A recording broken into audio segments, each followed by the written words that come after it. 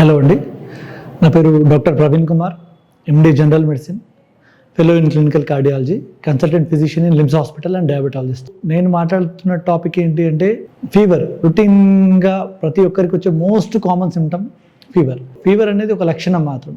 So fever వచ్చినప్పుడు ఎప్పుడు సీరియస్గా తీసుకోవాలి, ఎప్పుడు వెయిట్ చేయొచ్చు అనే దాని టాపిక్ గురించి మాట్లాడుకుందాం. ఒకవేళ ఫస్ట్ ఫీవర్ రాగానే మనం మెయిన్గా చూసుకోవాల్సింది ఏంటి అంటే ఏమైనా డేంజర్ సైన్స్ ఉన్నాయా ఫీవర్తో పాటు. సో ఫీవర్తో పాటు ఏదైనా డేంజర్ సైన్స్ ఉంటే గనక వెంటనే ఇన్వెస్టిగేట్ చేసుకోవాల్సి ఉంటుంది. సో ఫీవర్తో పాటు వచ్చే డేంజర్ సైన్స్ ఏవి? సో కంటిన్యూస్గా సివియర్ హెడేక్ రావడం ఒకటి, లేకపోతే ఒంటిపైన ఎక్కడన్నా దద్దురులాగా కానీ మచ్చల్లాగా రావడం కానీ ఒకటి, దమ్ము ఆయాసం లాంటివి ఏమన్నా ఉండడం, కంటిన్యూస్గా వాంతులు అవ్వడం, మెడ నొప్పి ఉండి నెక్ స్టిఫ్నెస్గా ఉండడం, నెక్ స్టిఫ్గా ఉండడం, నెక్ కలియడానికి రాకపోవడం ఒకటి, ఎప్పుడన్నా మనిషి బిహేవియర్లో అంటే కాన్షియస్తో సరిగ్గా ఉండకపోవడం, బిహేవియర్లో చేంజెస్ రావడం ఒకటి. ఇవన్నీ డేంజర్ సైన్స్లో లక్షణాలు. గుండె దడలాగా ఉండడం, కంటిన్యూస్ ఫీవర్ 103, 104 జ్వరం కంటిన్యూస్గా మందులు ఇస్తున్నా తగ్గకుండా కంటిన్యూస్గా రావడం, ఇవన్నీ డేంజర్ సైన్స్ లక్షణాలు. ఇవన్నీ వెంటనే డాక్టర్ని కలిసి వాటికి తగ్గట్టు టెస్టులు చేయించుకోవడం ఇంపార్టెంట్ ఈ సినారియోలో.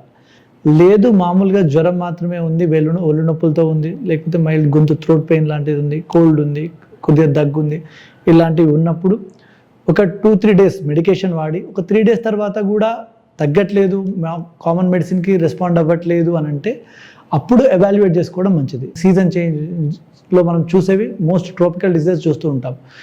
డెంగ్యూగా అయి ఉండొచ్చు, మలేరియా అయి ఉండొచ్చు, ఇంకేమన్నా వైరల్ ఫీవర్ అయి ఉండొచ్చు. ఇట్లా మనం వాటి ద్వారా కంటామినేట్ అయ్యే ఫీవర్స్, టైఫాయిడ్ లాంటివి ఈ సీజన్లో చాలా కామన్. దోమల వల్ల డెంగ్యూ ఫీవర్ కామన్గా స్ప్రెడ్ అవుతుంది. డెంగ్యూ ఫీవర్లో ఒక 70-80% పీపుల్కి ప్లేట్లెట్ తగ్గుతాయి. 10% పీపుల్ వరకు, చాలా వరకు 20,000 వరకు పడిపోయే అవకాశాలు ఉంటాయి. ఒక 5% పీపుల్కి డెంగ్యూ షాక్ సిండ్రోమ్ అంటారు. డెంగ్యూ ఫీవర్ లాంటిది ఉండి 3 డేస్లో డెంగ్యూ టెస్ట్ పాజిటివ్ ఉండి ప్లేట్లెట్స్ ఏమైనా డ్రాప్ అవుతున్నాయి అని అంటే కనుక వెంటనే హాస్పిటల్లో అడ్మిట్ అవ్వడం మంచిది. సో డెంగ్యూ కాకుండా ఇంకా ఏమైనా ఫీవర్స్ బాగా కమ్యూనిటీలో స్ప్రెడ్ అయ్యేవి ఏమైనా ఉన్నాయంటే టైఫాయిడ్. వైడాల్ టెస్ట్ అనేది చేస్తారు టైఫాయిడ్కి. వైడాల్ టెస్ట్ చేయడం కామన్ అయిపోయింది. సో ఆ ఫీవర్ టైఫాయిడ్ లక్షణాలు ఉండకపోని టైఫాయిడ్ టెస్ట్ చేయడం. వైడాల్ టెస్ట్ అనేది ఏంటంటే very non specific test.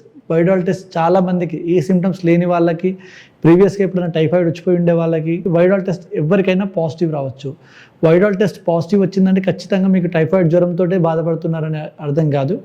Typhoid జ్వరం లక్షణాలు ఉండి టైఫాయిడ్ జ్వరం లక్షణాలతో పాటు వైడాల్ టెస్ట్ పాజిటివ్ ఉంటే అప్పుడు టైఫాయిడ్ జ్వరం లాగా ఫీల్ కావాలి. ఇది కాకుండా ఇంకా కమ్యూనిటీలో స్ప్రెడ్ అయ్యేది, దోమల ద్వారా స్ప్రెడ్ అయ్యే డిసీజ్ ఏంటి అని అంటే మలేరియా. సో మలేరియా లాంటి ఫీవర్ ఎట్లా ఉంటుంది అంటే చాలా ఎక్కువ టెంపరేచర్ 103, 104 టెంపరేచర్ లాంటి ఫీవర్ వస్తూ ఉంటుంది.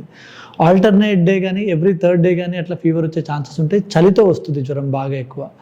సో ఇట్లా ఫీవర్ వచ్చింది, every 2nd, 3rd day fever వస్తూ ఉంది, బాగా చలితో వస్తుంది అన్నప్పుడు మలేరియా లాంటి టెస్ట్ చేసుకోవడం ఉత్తమం.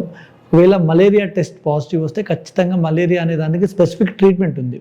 డెంగ్యూ ఫీవర్ లాంటి దానికి స్పెసిఫిక్ ట్రీట్మెంట్ లేదు, కానీ మలేరియా లాంటి దానికి స్పెసిఫిక్ ట్రీట్మెంట్ ఉంది. ఆ ట్రీట్మెంట్ పెడితేనే ఇంప్రూవ్ అవుతుంది. ఒకవేళ లేకపోతే మలేరియా లాంటి జ్వరం మెదడుకు పాకడం అట్లాంటిది ప్రాబ్లం అవుతుంది. ఇవి కామన్గా ఏమంటారు, మనం రెగ్యులర్గా చూసే ఈ 3 ఫీవర్లు రెగ్యులర్గా చూస్తాం.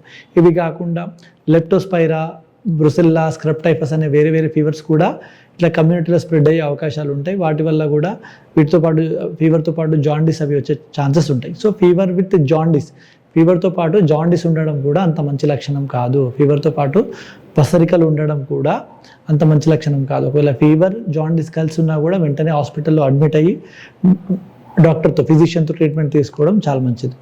సో ఇవి కాకుండా దగ్గు, దమ్ము లాంటిది ఉన్నప్పుడు ఊపిరితిత్తుల్లో న్యూమోనియా ఉండే ఛాన్సెస్ ఉన్నాయి. ఫీవర్తో పాటు దగ్గు, ఆయాసం ఉన్నప్పుడు ఒక ఎక్స్రే తీయించుకొని ఆ న్యూమోనియాను దాని ట్రీట్మెంట్ చేసుకోవడం మేలు. అప్పుడు తెమ్మడ పరీక్షకు పంపించుకోవడం కానీ, సీక్వెన్షియల్ ఎక్స్రేస్ తీసుకోవడం, బ్లడ్ టెస్ట్ చేయించుకొని బ్లడ్లో ఇన్ఫెక్షన్ ఎంత ఉందో చూసుకొని క్రాస్ చెక్ చేసుకోవడం.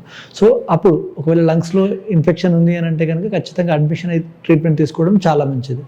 సో ఇవన్నీ మనం రెగ్యులర్గా చూసే కామన్ ఫీవర్స్. సో ఫీవర్ లేదు, మామూలుగానే ఉంది, నార్మల్ టెంపరేచర్స్లో ఉంది, తగ్గుతుంది, వస్తుంది, జస్ట్ జనరలైజ్డ్ బాడీ పెయిన్స్తో ఉంది అని అంటే ఒక 3 డేస్ 4 డేస్ అలా ఆగి ఆ తర్వాత టెస్ట్ చేయించుకోవడం ఉత్తమం. వేరే ట్రీట్మెంట్స్ అంటే వైరల్ ఫీవర్స్కి స్పెసిఫిక్గా ట్రీట్మెంట్ అంటూ పెద్దగా ఏమి ఉండదు. ఐవీ ఫ్లూయిడ్స్ పెట్టుకోవడం, ప్లేట్లెట్స్ డ్రాప్ అవుతున్న లేవో అట్లా చెక్ చేసుకోవడం ఉంటుంది. కానీ ఎప్పుడైతే WBC పెరగడం లాంటి బ్యాక్టీరియల్ ఇన్ఫెక్షన్స్ లాంటివి ఏమన్నా ఉన్నప్పుడు మాత్రం కిడ్నీల మీద, లివర్ పైన, బాడీలో ఏ పార్ట్ పైన అన్నా కూడా పడే అవకాశం ఉంటుంది. సో అంత సీరియస్ కాకుండా ఉండడానికి అట్లీస్ట్ ఫీవర్ 3 daysలో తగ్గకపోతే అప్పుడు టెస్టులు చేయించుకోవడం ఉత్తమం.